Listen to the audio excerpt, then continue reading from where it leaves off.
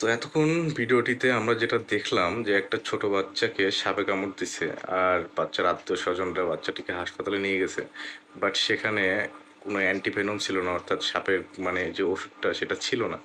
রোগীর আত্মীয় স্বজনরা হাসপাতাল কর্তৃপক্ষকে দোষারোপ করছে।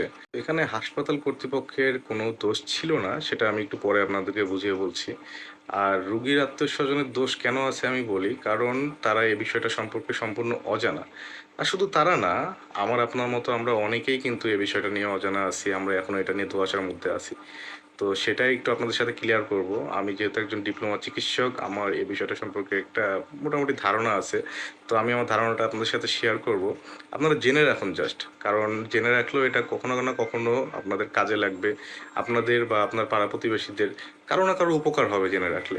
তাই ভিডিওটা একটু শেষ পর্যন্ত দেখতে থাকুন, আমার কথাগুলো একটু মনোযোগ দিয়ে শুনুন। তো এখানে যেটা হয়েছে যে বাচ্চাটিকে সাপে কামড় দিচ্ছে, বাচ্চার আত্মীয় স্বজনরা বাচ্চাটিকে যে হাসপাতালে নিয়ে গেছে এটা হচ্ছে একটা উপজেলা স্বাস্থ্য কমপ্লেক্স, মানে একটা টার্সিয়ারি লেভেল হাসপাতাল। আর এ ধরনের হাসপাতালে একটা সময় ছিল, আজ থেকে মোটামুটি 5-7 বছর আগে অ্যান্টিভেনমগুলো এই হাসপাতালগুলো সাপ্লাই ছিল। তখন ওখানে আপনার সাপে কামড়া রুগী গেলে চিকিৎসা করা হতো, বাট এখন হয় না। এখন শুধুমাত্র মেডিকেল কলেজ হাসপাতালেই সাপে কামড়ানো রুগীর চিকিৎসা হয় বা অ্যান্টিভেনম প্রয়োগ করা হয়।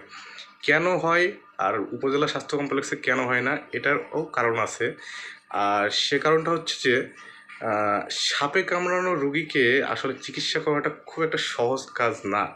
একটা কথাই আছে না, ওই যে কাঁটা দিয়ে কাঁটা তোলা বা বিষ দিয়ে বিষ নির্মূল করা, এখানে কিন্তু সেরকমটা মানে চিকিৎসা করা হয়।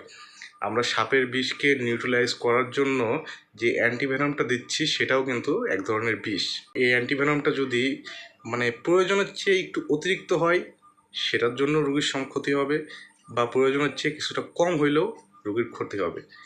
এখন উপজেলা স্বাস্থ্য কমপ্লেক্স একটা টার্সিয়ারি লেভেল হসপিটাল, এখানে কিন্তু জনবল সংখ্যা খুব কম থাকে, যার কারণে একটা সাপে কামড়ানো রোগীকে চিকিৎসা করতে গেলে যে 24 আওয়ার্স রুগীকে মনিটরিং করতে হবে, রুগীর সঙ্গে নার্স ডক্টর থাকতে হবে, এটা উপজেলা হেলথ কমপ্লেক্সে বা উপজেলা স্বাস্থ্য কমপ্লেক্সের মানে এই ম্যানেজমেন্টটা করা সম্ভব না।